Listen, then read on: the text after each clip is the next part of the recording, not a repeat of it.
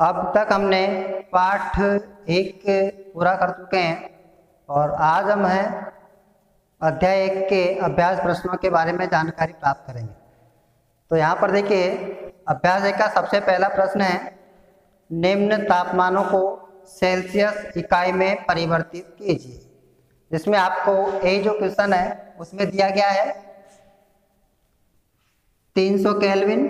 तो यहाँ पर देखिए हम क्या करते हैं कि केल्विन को अगर हमें सेल्सियस में बदलना होता है तो क्या करते हैं कि केल्विन में से 273 जो होता है उसको माइनस करना होता है, क्योंकि जो जल का हिमांक जो होता है वो 0 डिग्री या 273.15 होता है, जिसको लगभग हम 273 मान सकते हैं। तो हम क्या करते हैं कि जो केल्विन में जो तापमान दिया गया है उसमें से हमें 273 घटाने हैं। तो यहाँ पर देखिए ये जो आपका क्वेश्चन था इसमें है 300 के, तो हमें क्या करना है, इसको सेल्सियस इकाई में बदलना है। तो यहाँ पर देखिए सिंपल सा है 300 और इसमें से हम माइनस कर देंगे 273। ठीक है, 273 जब आप इसमें से घटा दोगे तो जो भी मान आपका आएगा वो डिग्री सेंटीग्रेड में आता है। तो यहाँ पर देखिए आपका जो है ये लगभग यहाँ पे 10 में से 3 तो 7 आएंगे और फिर यहाँ पे 9 में से 7 गए तो 2, इसलिए आपका होगा आंसर 27 डिग्री सेंटीग्रेड। इसी प्रकार बी जो क्वेश्चन आपको दिया है इसके अंदर देखिए क्या लिखा हुआ है, जो है वो है 573 केल्विन। तो अगर हम 573 केल्विन की बात करें तो देखिए 573 के जब आप इसको डिग्री सेंटीग्रेड में बदलेंगे तो क्या करेंगे, इसमें माइनस कर देते हैं। तो यहाँ पर देखिए 573 माइनस करते हैं 273 के, तो आपका जो आंसर होता है वो होता है लगभग जो है यहाँ पे जी के 3 में से 3 तो 0 और 7 में से 7 तो 0 और फिर 5 में से 2 जाएंगे तो 0, तो आपका आंसर होगा 300 डिग्री सेंटीग्रेड। तो इस प्रकार जो भी तापमान आपको केल्विन में दिया गया है उसको आप किस में कर सकते हो, सेल्सियस में परिवर्तित कर सकते हैं। अब क्वेश्चन नंबर 2 देखिए, क्वेश्चन नंबर 2 है, इसमें आपको दिया है निम्न केल्विन इकाई को क्या करना, आपको निम्न तापमान को केल्विन इकाई में परिवर्तित करना है, यानी हमें सेंटीग्रेड में दिया है और किस में बदलना है, केल्विन में। तो हम क्या करते हैं इसके लिए कि जब सेल्सियस को केल्विन में बदलना होता है तो सेल्सियस में क्या करना, 273 प्लस कर देते हैं। तो फर्स्ट जो आपका है देखिए ए, इसके अंदर आपको लिखा हुआ है क्या करना, सबसे पहले है 25 डिग्री सेंटीग्रेड। अब आपको इसको केल्विन में परिवर्तित करना है, तो हम क्या करते हैं 25 प्लस 273।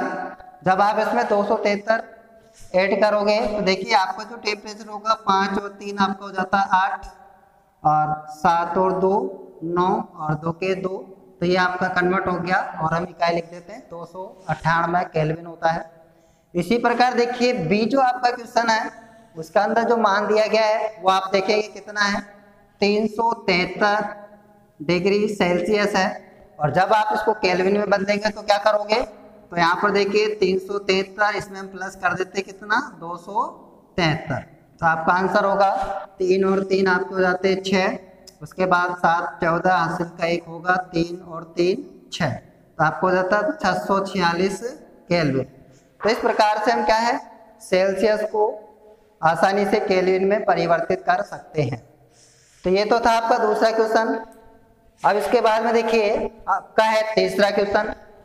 निम्न जो है आपको दिया है कि निम्न के लिए आपको कारण बताना है अवलोकन के लिए। सबसे पहला जो क्वेश्चन है उसको देखते हैं, ए नेप्थलीन को क्या करते हैं, रख देते हैं। तो वो क्या है कि समय के साथ कुछ भी ठोस पदार्थ छोड़े बिना क्या है अदृश्य हो जाता है। तो इसका क्या कारण होता है, तो यहाँ पर आप देखेंगे कि जो नेप्थलीन होता है उसमें क्या है ऊर्ध्वपातन का गुण होता है, और ऊर्ध्वपातन का गुण होने के कारण क्या है ये सीधे ही ठोस से गैस में परिवर्तित हो जाता है और कोई भी अवशेष नहीं छोड़ता है। अब इसी में देखिए क्वेश्चन नंबर 3 का आपको जो बी दिया है ये है इत्र की गंध बहुत दूर तक पहुंच जाती है। तो इसका क्या कारण होता है, तो इसका कारण ये होता है देखिए क्योंकि जो इत्र है ये क्या वाष्पशील पदार्थ होता है, और वाष्पशील पदार्थ होने के कारण क्या है, इसका आसानी से विसरण हो जाता है, और विसरण के कारण जो है इत्र की गंध बहुत दूर तक फैल जाती है। अगला क्वेश्चन था आपका क्वेश्चन नंबर जो 4 है, उसकी हम बात करते हैं। तो देखिए, निम्न पदार्थों को उनके कणों के बीच बढ़ते हुए आकर्षण के अनुसार व्यवस्थित करना है। तो आपको 3 पदार्थ दिए हैं। ए आपका है इसके अंदर जल, बी चीनी, और सी है ऑक्सीजन। तो आप देखेंगे इसमें हमें क्या करना है, बढ़ते हुए आकर्षण। तो आपने पढ़ा होगा कि देखिए सबसे अधिक आकर्षण क्या होता है कि ठोस में होता है, और सबसे कम आकर्षण होता है किसमें, गैस में। तो हम क्या करते हैं, सबसे पहले देखिए सबसे कम आकर्षण किसमें होगा, ऑक्सीजन में। तो आपका आंसर होगा यहाँ पर ऑक्सीजन। और ऑक्सीजन से अधिक आकर्षण किसमें होता है, जल में। तो हम लिख देते हैं जल, और फिर उसके बाद में सबसे अधिक है क्या, चीनी। तो आपका जो एक क्वेश्चन है आसानी से आप बता सकते हैं जो है कि इनको बढ़ते आकर्षण में कैसे व्यवस्थित करें। अब इसके बाद हम बात करते हैं क्वेश्चन नंबर 5, निम्न तापमान पर जल की भौतिक अवस्था क्या है। तो सबसे पहला जो आपको दे रखा है ए, क्या है, आप देखेंगे 25 डिग्री सेंटीग्रेड है। और तो आप 25 डिग्री सेंटीग्रेड की हम बात करें तो देखिए 25 डिग्री सेंटीग्रेड पर जो जल है वो क्या है, द्रव अवस्था में रहता है। अब दूसरा जो आपको है वो दे रखा है बी 0 डिग्री सेंटीग्रेड। तो देखिए 0 डिग्री सेंटीग्रेड की हम बात करें तो 0 डिग्री सेंटीग्रेड पर जल दोनों ही अवस्थाओं में रहता है, यानी बर्फ के रूप में भी हो सकता है और द्रव के रूप में भी हो सकता है। इसी प्रकार सी जो अवस्था है वो आपको दे रखी कितनी, 100 डिग्री सेंटीग्रेड। तो इसमें आप देखेंगे 100 डिग्री सेंटीग्रेड भी पर जो द्रव है यानी जल जो होता है वो द्रव अवस्था में भी रह सकता है, और वाष्प जो है गैस अवस्था में भी हो सकता है। तो इस प्रकार से ये आपके विभिन्न ताप पर जल की भौतिक अवस्थाएं हम दर्शा सकते हैं। अब आपका आता है क्वेश्चन नंबर 6, आपको क्या करना, पुष्टि हेतु कारण देना।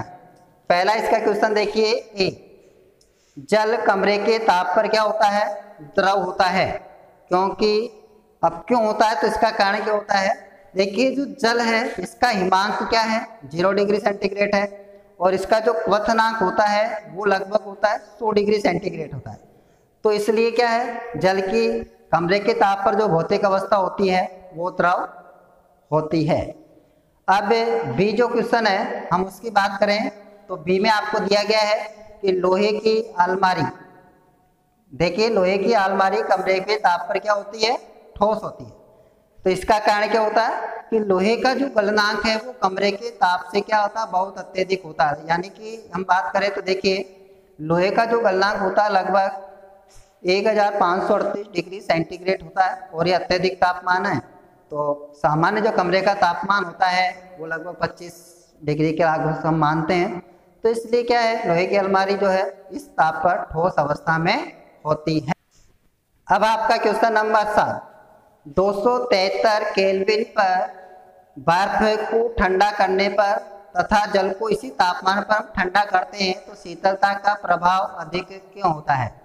तो देखिए 273 यानी कि 0 डिग्री सेंटीग्रेड पर जो बर्फ है, बर्फ में अवस्था परिवर्तन के लिए क्या है कि संगलन की जो गुप्त ऊष्मा है ग्रहण की जाती है, जबकि जल किसी भी प्रकार की है गुप्त ऊष्मा नहीं लेता है, और इसीलिए क्या होता है, बर्फ अधिक शीतलता प्रदान करता है। नेक्स्ट अब बात करते देखिए क्वेश्चन नंबर 8 जो आपके सामने है, उबलते हुए द्रव यानी उबलता हुआ जो जल है अथवा भाप में से जलने की तीव्रता किसे में अधिक होगी।